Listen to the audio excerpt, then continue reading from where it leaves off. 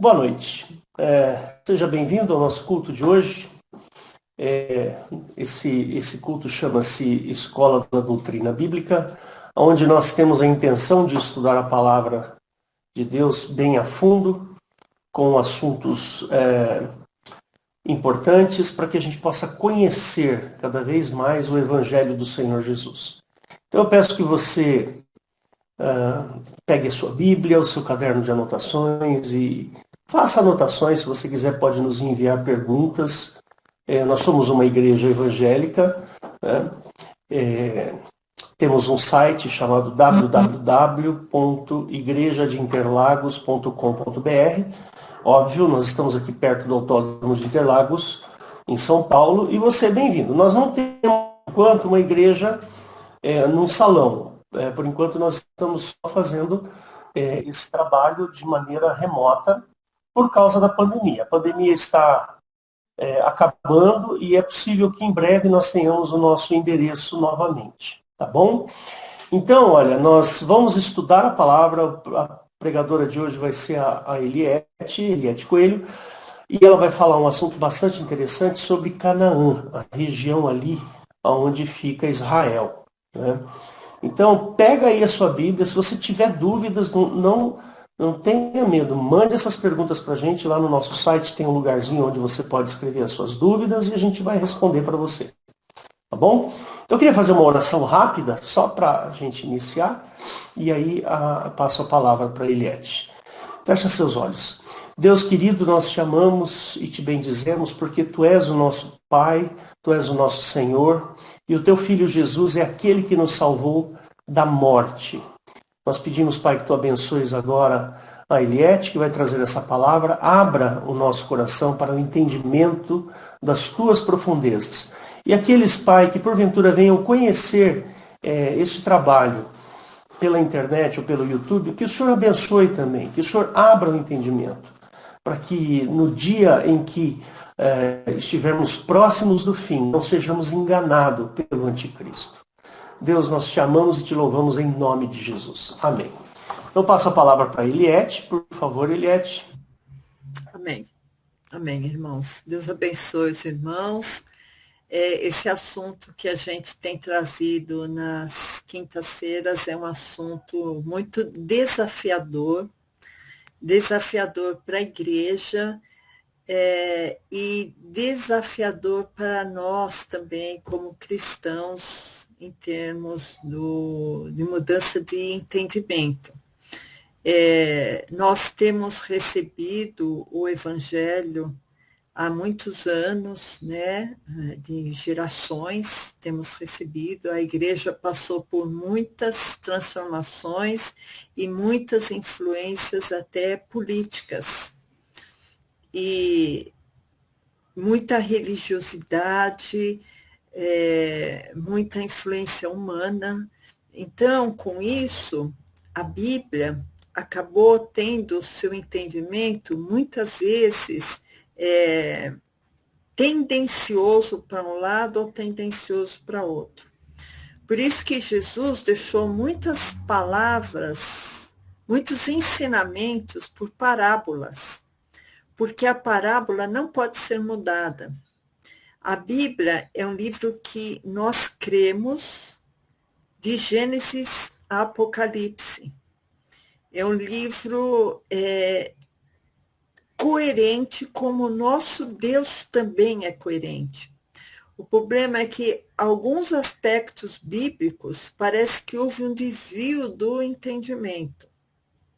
Por exemplo, sobre anjos.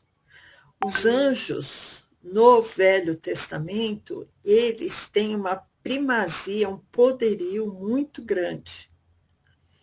Muitas vezes os anjos se confundem com as ações do Deus do Velho Testamento, Deus Jeová.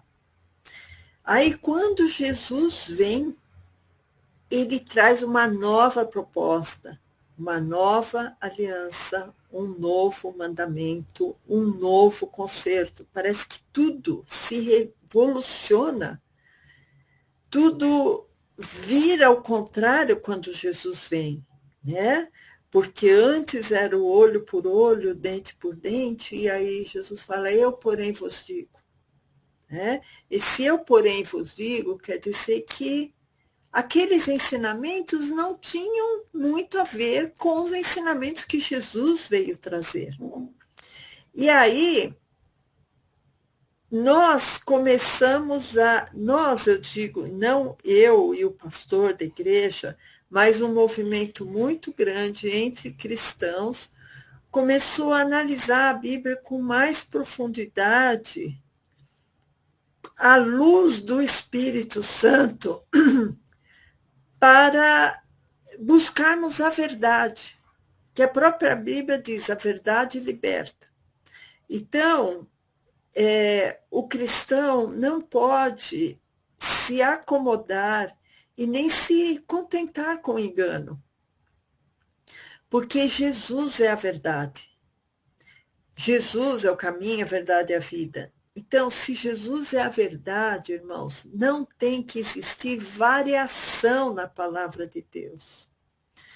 Porque se Deus age de uma maneira e depois de um tempo age de outra maneira, ele não é Deus.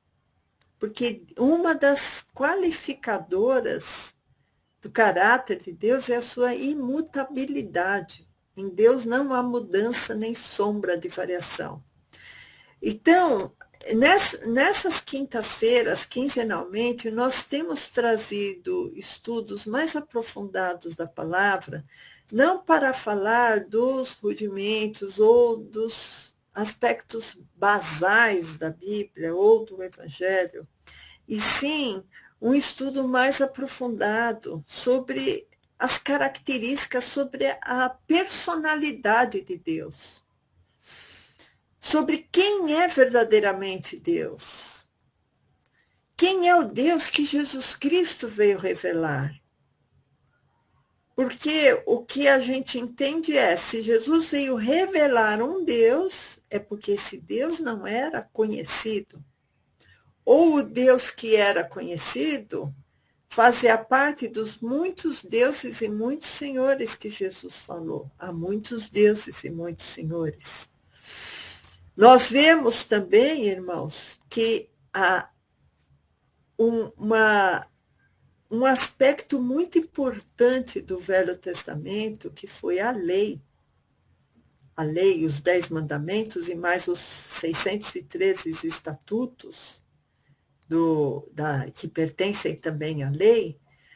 Muitas vezes no Novo Testamento fala que ela foi dada por anjos.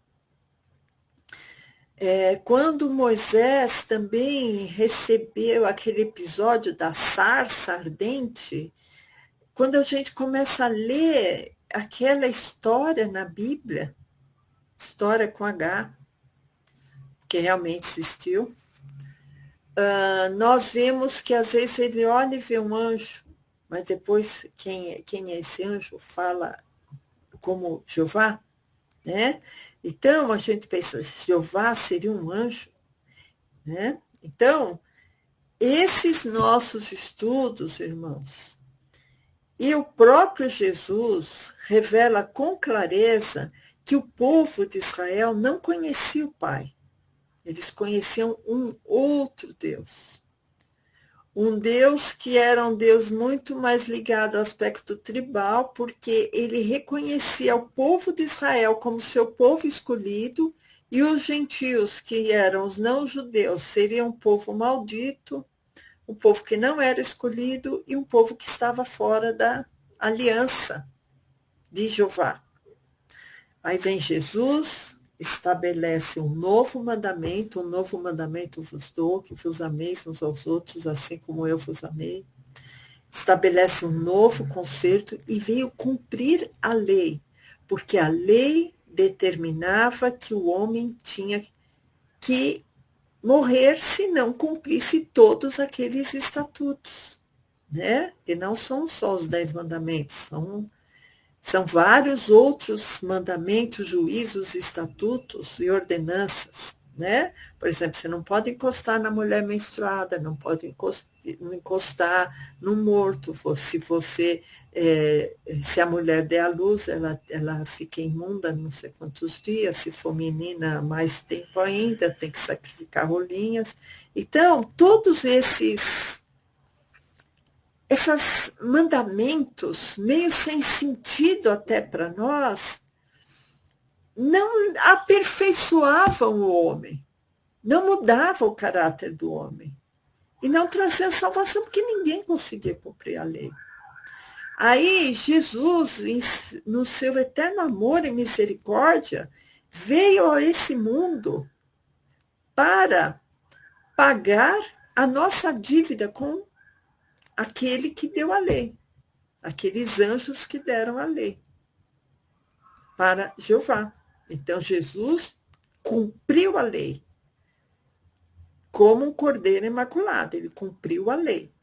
Só que, cumprindo a lei, imediatamente ele rasgou a lei, rasgou a cédula que era contra nós nas suas ordenanças, que nos era contrária, está em Colossenses.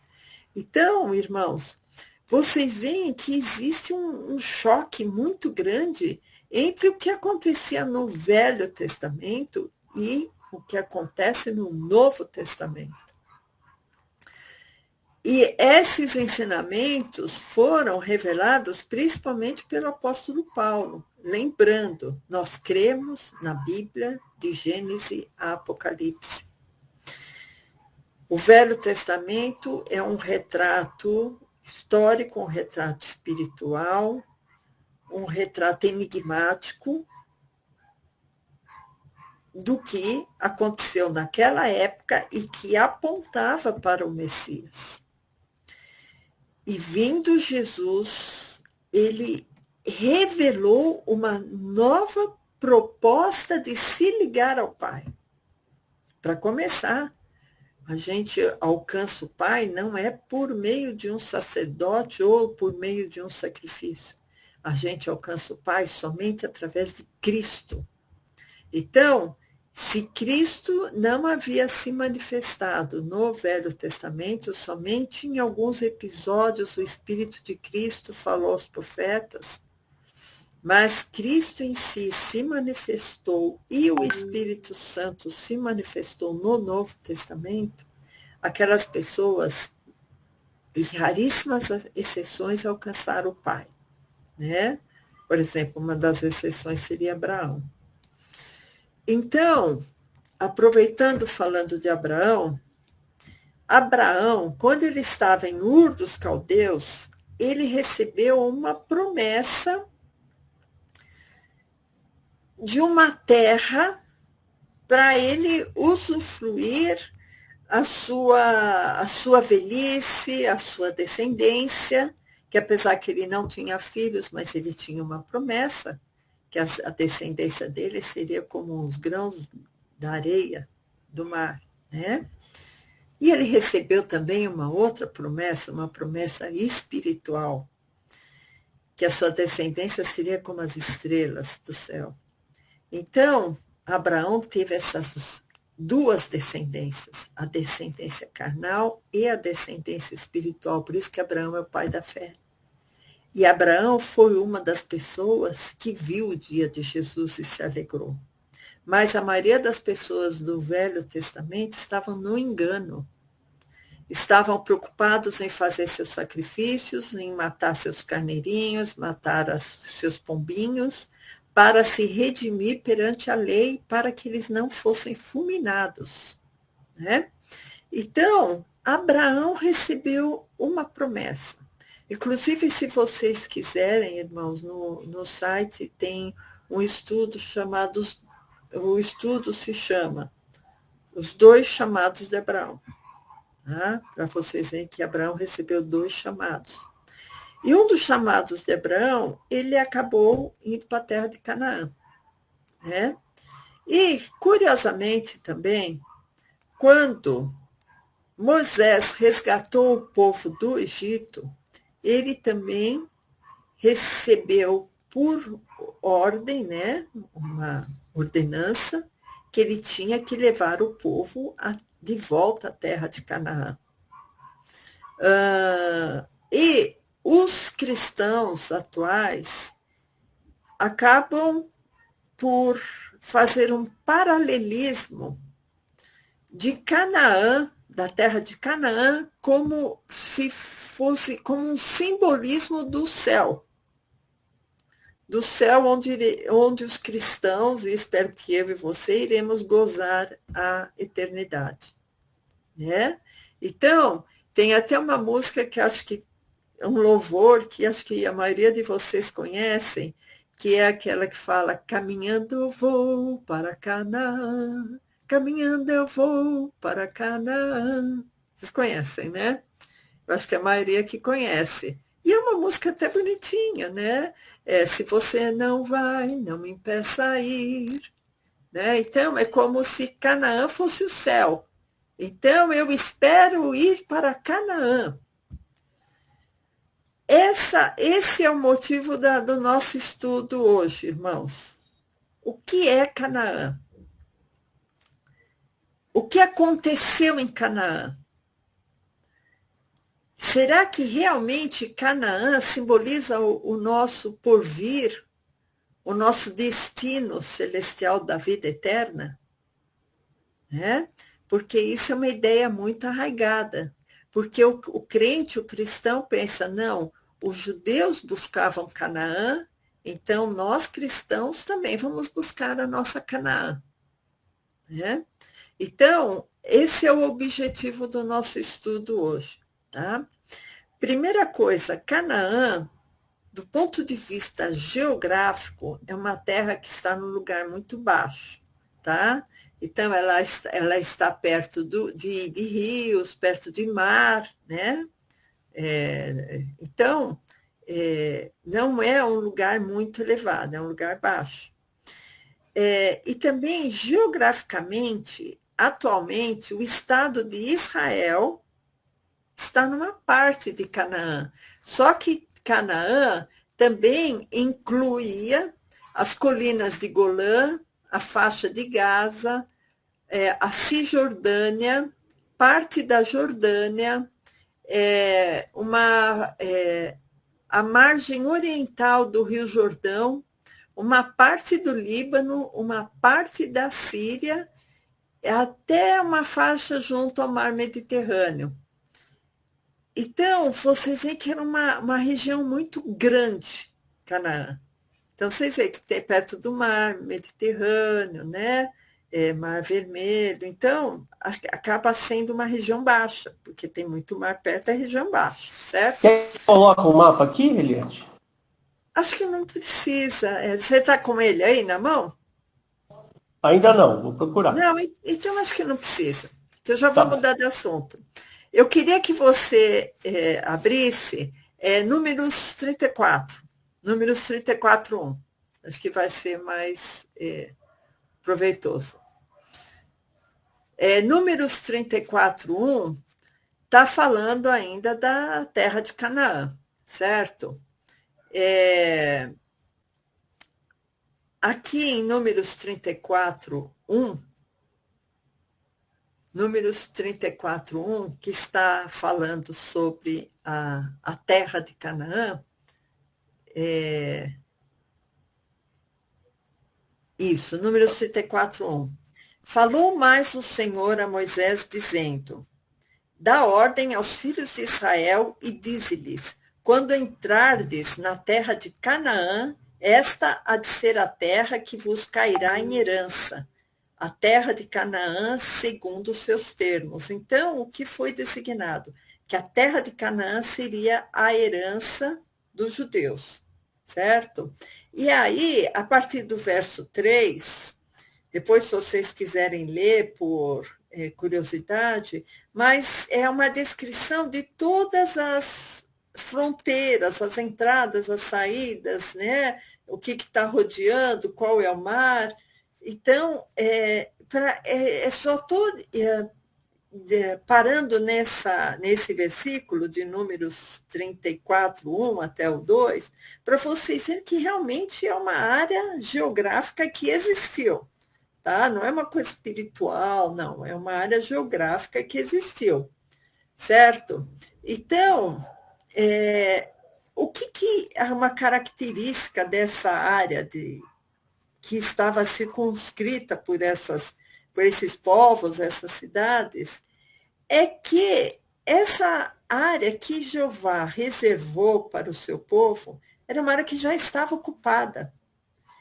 Não era uma campina que Jeová pensou, não, olha, eu vou dar paz para esse povo e eu vou instalar esse povo nessa campina verdejante. Não aconteceu nada disso, irmãos. O que aconteceu é que o povo de Israel foi levado para um grande território, só que ele estava todo ocupado, né? Então, eu queria que o pastor abrisse em Deuteronômio 3, verso 3, que fala justamente isso. O povo, esse território estava todo ocupado e o povo que chegou tinha que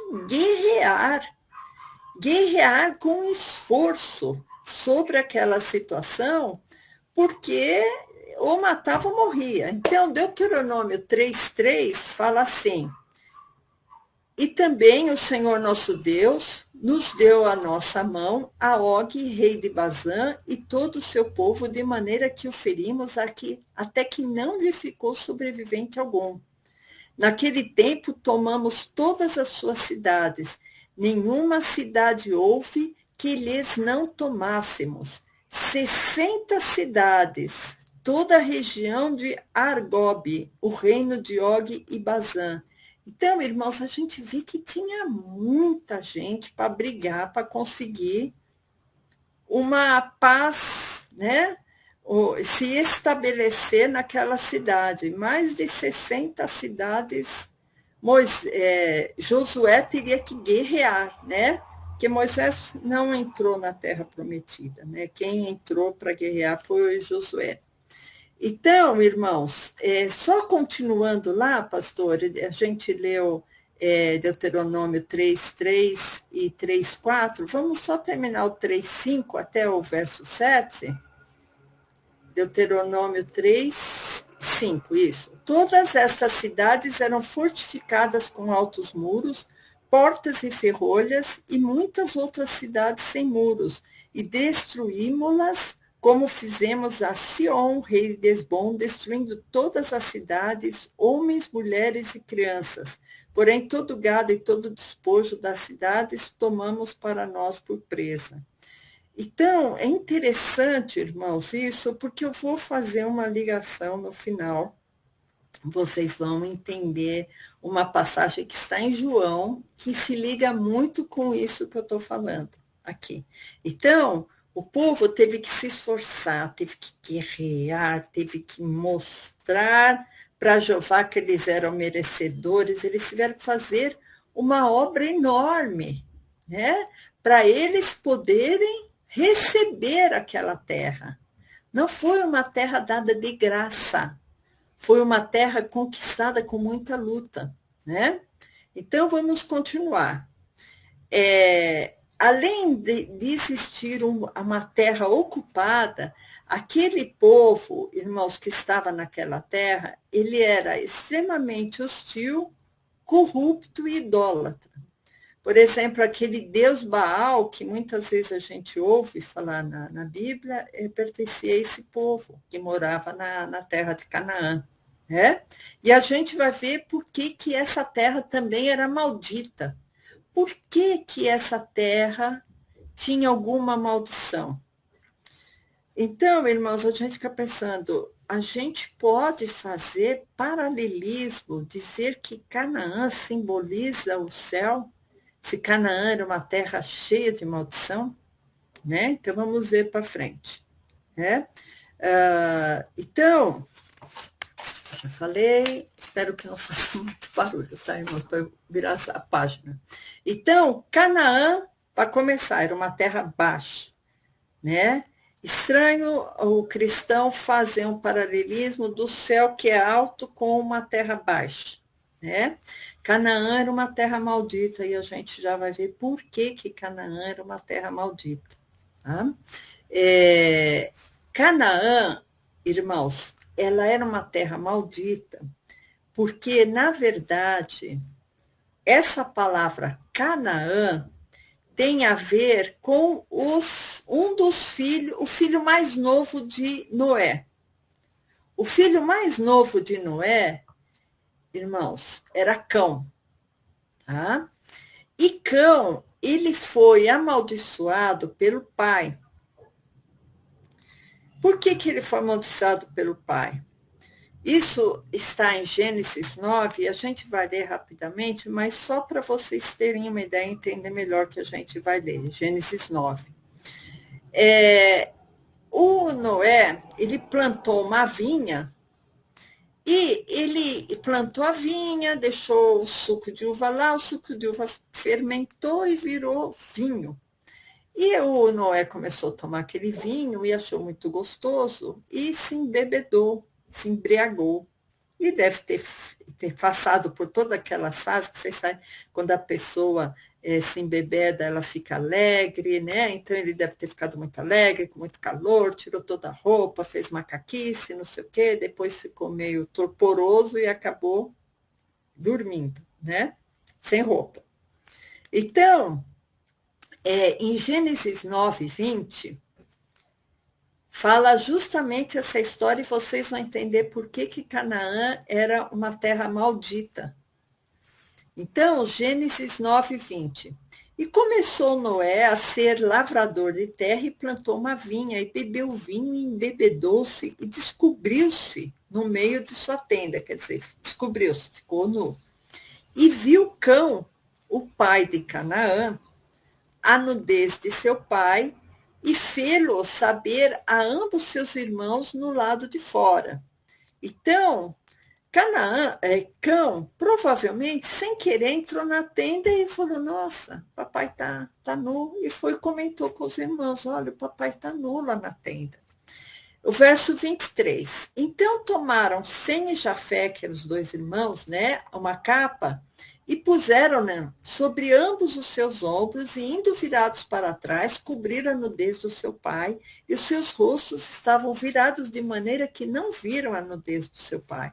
E despertou Noé do seu vinho, né, da bebedeira, né, da embriaguez, e soube que seu filho menor lhe fizera. Então disse, maldito seja Canaã, servo dos servos, seja aos seus irmãos.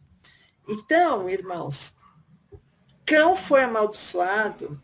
Vocês lembram daquela pregação que a gente fez também? Se vocês não viram, é interessante ver, que fala Jeová e as crianças. Que o que a gente falou é que, para Jeová, muitas vezes ele visita a maldade dos pais nos filhos. Né? Eu não sei o quanto Cão teve culpa nisso.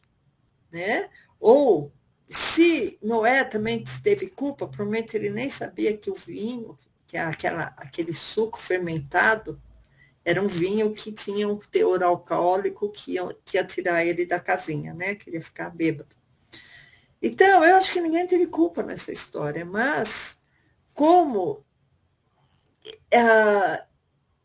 Jeová visita a maldade dos pais nos filhos, Noé acabou proferindo aquela maldição, né, contra Cão e contra Canaã, que Cão gerou aquela terra. Então, essa terra foi uma terra como que esquecida pelos judeus, em termos de formalidade religiosa.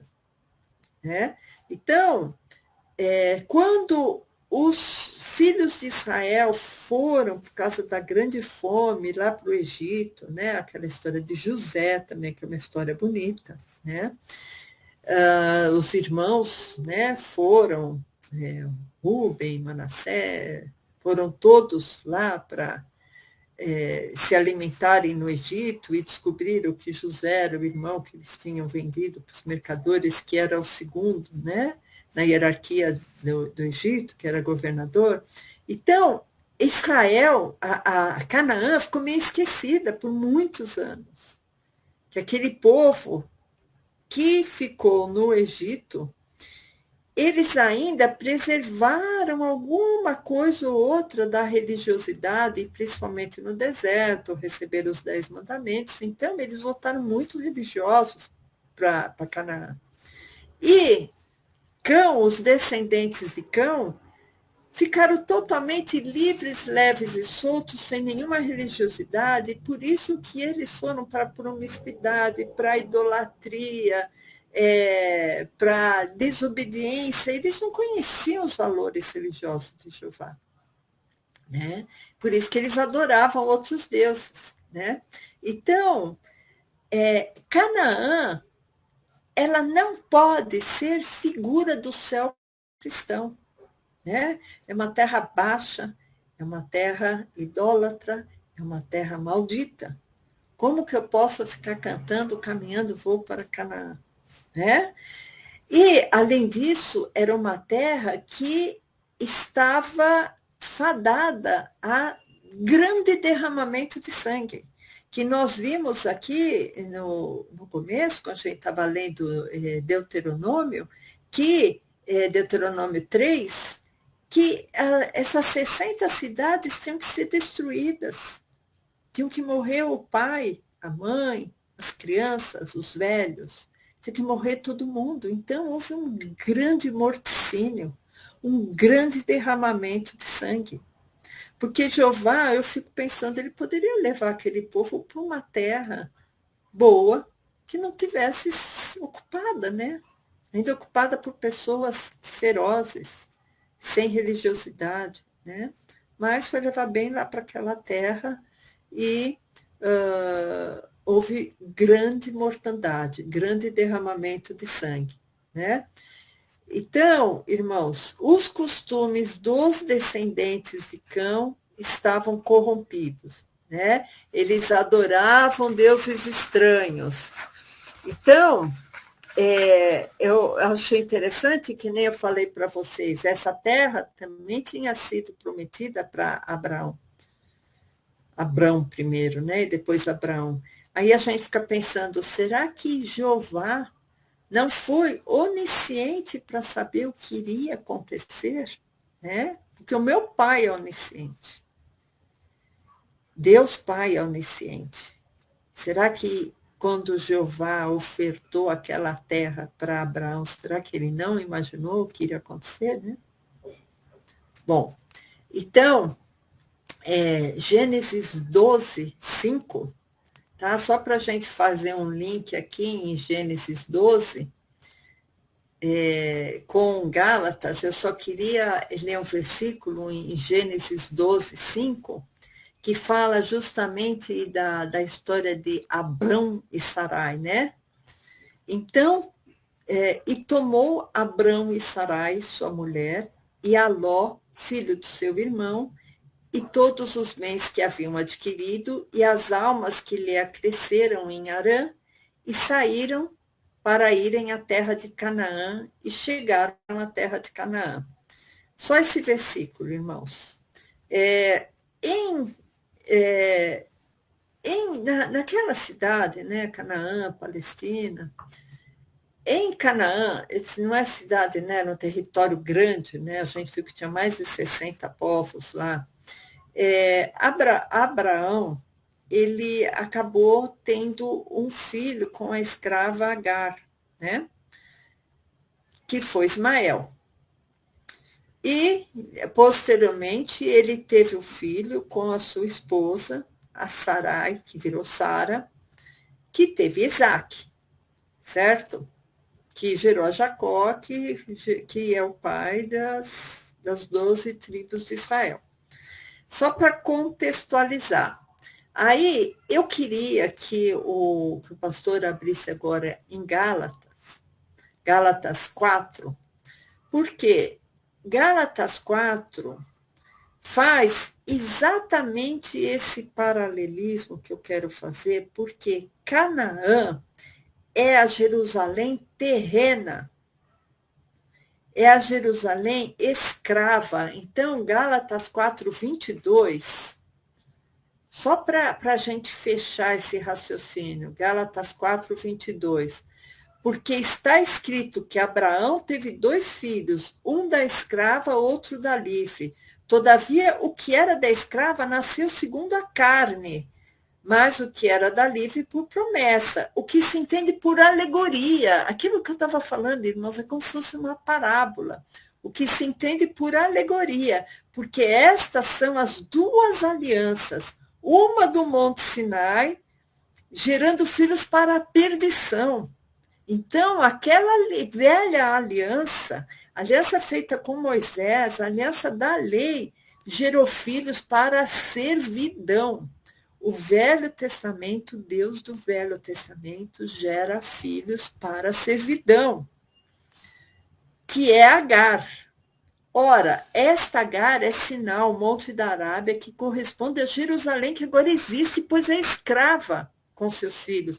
Irmãos, Canaã é a Jerusalém terrena. Nós vimos territorialmente onde ela está. Se vocês quiserem ver, Números 34, de 1, acho que até 10, fala exatamente onde está essa Canaã. Ela é a Jerusalém terrena, ela é a Jerusalém escrava. Canaã é a Jerusalém escrava. Eu não posso cantar Caminhando Vou para Canaã, porque Canaã é Jerusalém escrava. Ela não tem nada a ver com a Jerusalém celestial. Por isso que quando Abraão teve o filho com a escrava, isso foi uma alegoria. Isso ocorreu realmente, mas teve um significado espiritual, é uma alegoria, porque a alegoria continua, que os filhos da promessa, que são os filhos da livre, é a que representa, é a alegoria da Jerusalém celestial, aqui, o filho que nasceu por promessa. Então, Canaã é uma porção de terra, é uma porção territorial que significa Jerusalém escrava, significa Agar, significa velho concerto, significa concerto do Monte Sinai que gera filhos para a servidão. Então, irmãos, com isso, pode ser que até que alguns fiquem na cabeça com essa música, porque eu fiquei na cabeça, Caminhando Vou para Canaã, mas essa música, irmãos, vamos riscar do nosso repertório. Bom, vamos continuar, então. Em Levítico... Oi? Dá uma ajustadinha na sua câmera. Ah, tá. Mais para baixo agora. Assim? Isso, perfeito. Tá. Obrigado. Nada. Então, irmãos, em Levítico 18, fala exatamente o que eu disse agora há pouco, que o povo de Canaã, que recebeu a maldição de Noé, era um povo corrompido, eles estavam totalmente desligados de movimentos religiosos que levassem algum tipo de pureza, né? Então, em Levítico 18, 3, fala assim, Jeová falando, né? Não farei segundo as obras da terra do Egito em que habitastes, nem farei segundo as obras da terra de Canaã, para a qual vos levo, nem andareis nos seus estatutos. Se vocês continuarem a ler, irmãos, vocês aí, por exemplo, 18:6, fala assim, nenhum homem se chegará a qualquer parenta da sua carne para descobrir a sua nudez, não descobrirá a nudez do seu pai e da sua mãe. O 8, não descobrirás a nudez da mulher do seu pai. O 10, não descobrirá a nudez. Se vocês verem mais para baixo, o 12, o 13, vocês vão vendo que é tudo corrupção, né? É tudo adultério, bestialismo até. Bestialismo é sexo com animais, fala para não fazer sexo com animais. Então, essa terra era uma terra altamente corrompida, né? Que as pessoas faziam sexo, que agora a gente nem pode mais falar, mas sexo que não agradam a Jesus. Tá? Que os irmãos sabem, né? Que a gente agora está meio assim... vamos dizer, olha, por exemplo, 22, com homem não te deitarás como se fosse mulher, abominação é, né? É isso que eu quero dizer, tá? Isso daí É uma coisa que desde o Velho Testamento já era um pecado muito grande, e Jesus confirmou isso, né? Em Romanos. Bom, irmãos, então, eu quero chegar no ponto mais importante agora, sobre Canaã. Então, vocês viram que Canaã é um lugar baixo, Canaã é um lugar físico, Canaã representa a servidão, a Agar, a escrava, a Jerusalém terrena, Canaã era maldita, né? Então, tudo isso, irmãos, nos leva a crer que, de maneira alguma, Canaã tem que ter paralelismo, tem que ser simbologia do céu, do nosso destino celestial eterno, né? Então, eu deixei o mais importante, irmãos, para o final. Só um adendo antes de ir para o final, eu queria que o pastor abrisse em Josué 11:20, que eu ia pular isso aqui, mas eu acho que é interessante. Porque, como eu disse, irmãos, Canaã foi uma terra de grande morticínio, né? Muitas mortes aconteceram. E a gente fica pensando, por que aquele povo não se submeteu aos judeus, né? Por que eles não faziam uma amizade com o povo judeu? Isso aconteceu, a mesma coisa que aconteceu com o faraó. Quando fala das pragas do Egito, sempre fala, porque Jeová endureceu o coração do faraó, e ele não deixava o povo ir. E aqui aconteceu a mesma coisa, irmãos, em Josué 11:20, fala assim, porquanto do Senhor vinha o endurecimento dos seus corações para saírem à guerra contra Israel, para que fossem totalmente destruídos e não achassem piedade alguma, mas para os destruir a todos, como o Senhor tinha ordenado a Moisés. Então, é aquela história, né? Parece que esse derramamento de sangue agrada não só os deuses do ocultismo, mas agradam também Jeová, né? Bom, então, o que a gente viu? Que o povo fez um grande esforço para entrar na terra de Canaã. E é aqui que eu quero fazer um link, irmãos, com o Novo Testamento. Será que nós temos que fazer esforço para entrar no céu? Será que nós temos que fazer grandes obras para entrar no céu, como Josué fez, né? A força do braço, né? Será que a gente tem que dar uma ajuda para Jesus, porque na cruz não foi tudo consumado, faltou alguma coisa para ser consumada, né? Então, eu queria que o pastor abrisse em Mateus 11, para eu poder chegar no lugar que vocês vão entender essa história. Será que aquele povo fez tanto esforço para entrar na terra de Canaã? Qual o esforço que a gente tem que fazer agora? E temos que fazer esforço? A nossa salvação vai vir através do nosso esforço? Então, Mateus 11:11, Mateus 11:11, fala assim, aqui, o Mateus, é só para contextualizar, irmãos, está falando sobre João Batista, tá? João Batista, que ele foi martirizado, João Batista que ele foi decapitado, né? Então, Jesus está mais ou menos nesse contexto. Então, ele fala assim, 11:11, em verdade vos digo, creem que entre os que de mulher têm nascido, não apareceu alguém maior que João Batista. Então, João Batista, ele era um expoente, só que Jesus continua a frase, mas aquele que é o menor no reino dos céus é maior que ele. Porque sabe o que acontece, irmãos? João Batista morreu achando que Jesus era o Messias, queria resgatar Israel do reinado romano. Que Jesus iria reger com vara de ferro esse mundo e se sentar no trono de Davi. João Batista, ele morreu com esse pensamento, né? Ele não recebeu aquela, vamos dizer, aquela o verdadeiro objetivo de Jesus aqui na Terra. Né?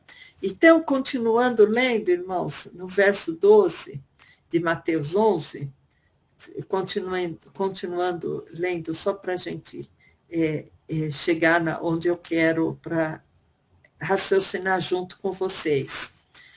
E desde os dias de João Batista até agora se faz violência ao reino dos céus, e pela força se apoderam dele. Tá? Essa frase, irmãos, é uma frase de difícil interpretação. Tá?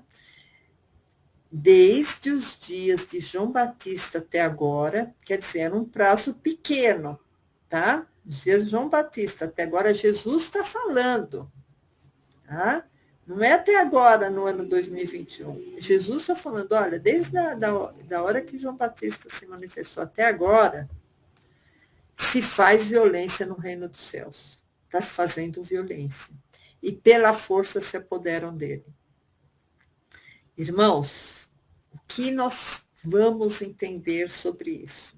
Vocês já viram que tudo que é muito difícil de se entender tem várias explicações, e eu encontrei 4 explicações a esse respeito e eu vou dividir com vocês, tá? Porque eu achei bem plausível as explicações. Antes, assim, esse estudo está baseado num estudo que foi dado pelo pastor Olavo Silveira Pereira, tá? Um pastor muito querido, que já é falecido, mas eu me baseei um pouco, logicamente eu pus alguns recheios aqui, mas eu me baseei no estudo dele, de Canaã. Então, irmãos, em Lucas 16:15, continua essa história, só que fala de uma outra maneira, tá? Eu queria que o pastor abrisse também Lucas 16:15, que fala assim: e disse-lhes, vós sois o que vos justificais a vós mesmos diante... Não é esse, irmãos. É o 16. Lucas 16:16. A lei e os profetas duraram até João. Desde então é anunciado o reino de Deus, e todo homem emprega força para entrar nele. Que coisa interessante. Então eu tenho que empregar força da mesma maneira que Josué empregou força para entrar em Canaã, né? Que força é essa? Né? Então, a gente fica pensando assim, mas a salvação veio pela graça, né? A salvação não veio pelas obras. Quando Jesus morreu na cruz, ele já cumpriu tudo o que tinha que ter feito. Né? Nada que eu faça ou possa fazer ou deixe de fazer vai me colocar lá no céu. Que me coloca no céu é a obra de Cristo e não a minha obra. Para que eu não me ensoberbeça, nada que eu fizer vai me colocar lá. Né? Então, eu achei assim, bem interessante essa colocação desses 2 versículos. Então, a gente não entra no céu nem por força, nem por violência, e nem pelas nossas obras. Né? Em Efésios 2:8, não precisa de abrir não, pastor, que é um versículo muito conhecido, fala assim, pela graça sois salvos por meio da fé, isso não vem de vós, é dom de Deus.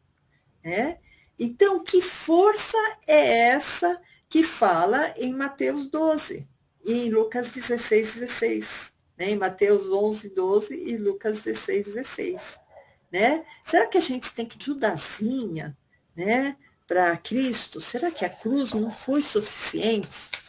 Né? Se Canaã foi conquistado por Josué com tanta violência, então será que Canaã é mesmo a figura que eu tenho que pensar? Não, então Canaã é realmente a figura do céu? Né? Então, irmãos, o que a gente tem a dizer sobre isso? algumas pessoas, tá, se baseiam no que diz a Bíblia na linguagem de hoje, a Bíblia da Nova Tradução na linguagem de hoje, para explicar esses 2 versículos que se faz violência no reino de Deus e pela força se apoderam dele, ou que todo homem emprega força para entrar nele. Então, por que isso? Essas 2 frases, esses 2 versículos se conflitam, entram em choque com Efésios 2:8, que fala, pela graça sois salvos. Não existia graça lá no tempo de Josué, quando ele teve que, pela força dele, pela violência dele, conquistar aquele território, né? Então, o que fala a Bíblia, Nova Tradução na linguagem de hoje? Fala assim, essa frase que está em Mateus 11:12, que eu vou repetir pela última vez. Se faz violência ao reino dos céus e pela força se apoderam dele.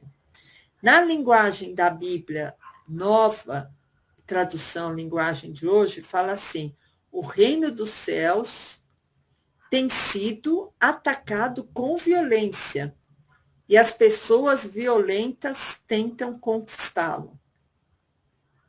Tá? Isso seria Mateus 11:12. Eu não sei se o pastor abriu a Bíblia na linguagem de hoje. Mateus 11:12. Deixa eu ver.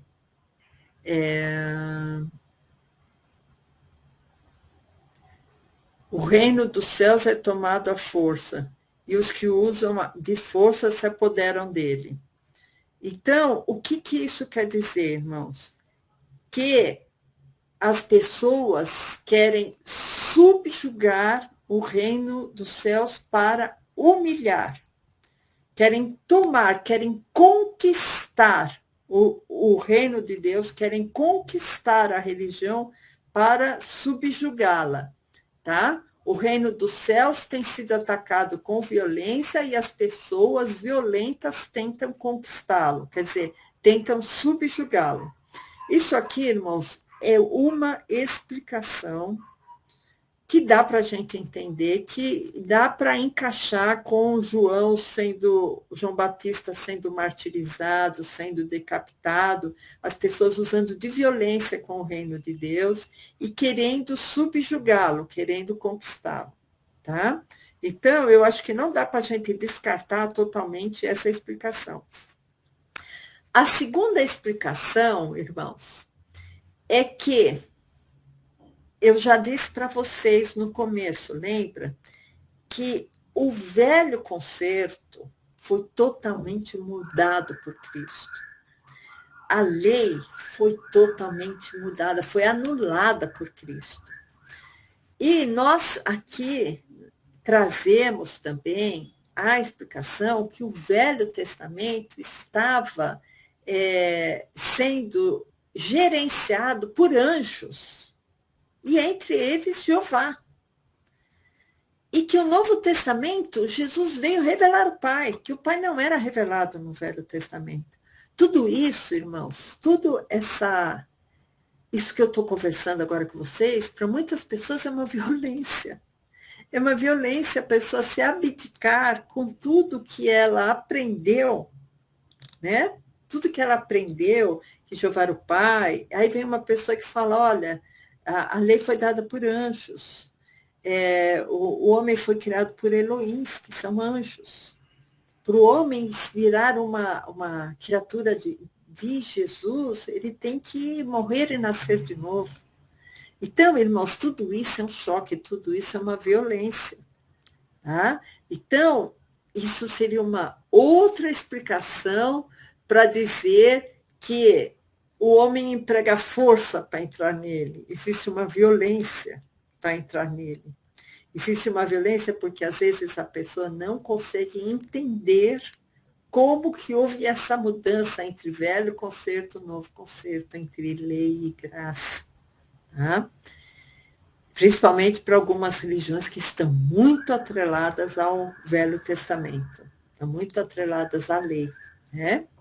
E uma terceira explicação, irmãos, para esse versículo é que algumas religiões, algumas doutrinas, algumas igrejas que vocês conhecem, que tem televisão, que tem rádio, que tem grandes templos, falam, não, olha, o homem tem que ter o seu sacrifício, senão ele não vai herdar o reino de Deus. O homem tem que fazer sua parte. O homem tem que obedecer e tem que dar o seu dízimo, a sua oferta, porque senão ele não vai herdar o reino de Deus, porque senão ele não vai herdar a graça. Jesus fez sua parte e você tem que fazer também a parte que você tem que obedecer. Jesus já morreu na cruz e você tem que dar a sua oferta, porque senão você não está apto. Então, você vai ter que lutar, você vai ter sangue nos olhos, vai ter que lutar, você vai, sabe? Então, isso faz parte de obras. Então, você vai ter que ser bem bonzinho, você vai ter que dar boas ofertas, senão você não herda o reino de Deus. Como Josué fez lá em Canaã. Ele teve que lutar, ele teve que obedecer, senão ele não tinha a conquista. Só que o evangelho, irmãos, é o contrário. Jesus me salvou, aí eu tenho a mente de Cristo, eu tenho a mente mudada, aí eu vou obedecer porque eu amo Jesus. Não é porque eu obedeço que eu vou ser salva. É porque eu sou salva que eu vou obedecer, porque eu vou ser uma nova criatura e eu vou ter amor por Jesus. E eu vou ter, o Espírito Santo vai me moldando, e eu vou mudando, e vou obedecendo, vou tendo prazer na obediência. Vocês entendem que são coisas opostas? Um é obedecer para ser salvo, e o outro, eu sou salva, aí eu obedeço. Tá?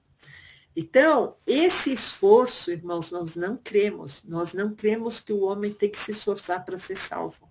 O homem é salvo por causa da obra de Cristo, isso não vem de nós, é dom de Deus. Tá? Efésios 2:8, tá? Pela graça sois salvos. E o quarto aspecto, irmãos, para explicar esse versículo, que todo homem emprega força para entrar nele, é nós, após recebermos a salvação, nos esforçarmos para buscar o Espírito Santo, nos esforçarmos para Cristo crescer em nós, nos esforçarmos para nos enchermos da graça de Deus. Né? Porque o crente, ele tem uma atividade a ser feita. O crente, ele não pode ficar deitado em berço esplêndido, né? O crente, ele tem que agir. O crente, ele tem que caminhar. O crente não pode estar parado. Porque quem impulsiona ele a fazer isso tudo é o Espírito Santo. Ide, pregar o evangelho. Ide, batizai. Ide, curai os enfermos. Tá? Então, esse ide tem um sentido de movimento. E esse sentido de movimento, talvez algumas pessoas entendam como eu tenho que ter força para agir.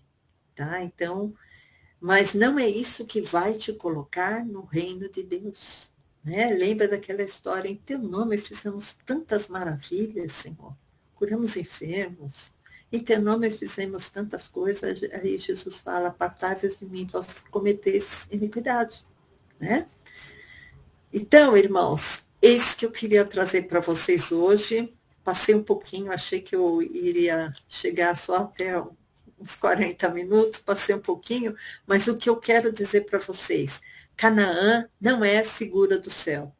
Canaã era uma terra maldita, era uma terra ocupada, era uma terra cheia de demônios. Jesus jamais iria nos oferecer um céu para nós termos que expulsar a malignidade de lá.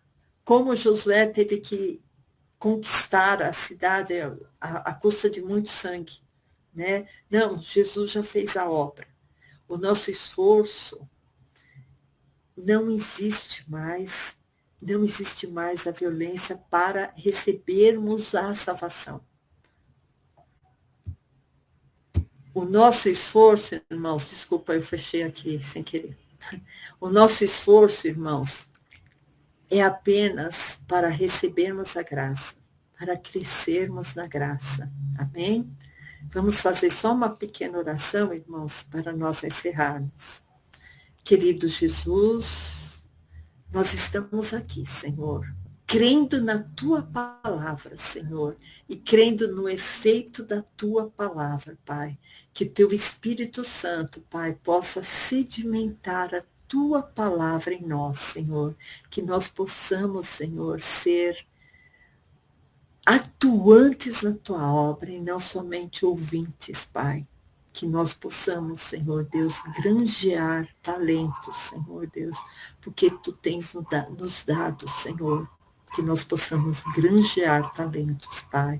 Que nós possamos, Senhor, através do amor de Jesus, Senhor, levar o Teu reino a vidas sedentas, a vidas que querem Te conhecer, Pai. Por isso, Senhor Deus, nos cobre, Senhor, com a Tua proteção, nos cobre com a Tua sabedoria, Senhor, e que o nosso coração, Senhor, possa estar disposto como o Teu coração, que a nossa mente, Senhor, possa estar disposta conforme a Tua mente, Jesus. Abençoe todos os que irão ouvir essa palavra, Pai, em nome de Jesus que eu Te peço. Amém.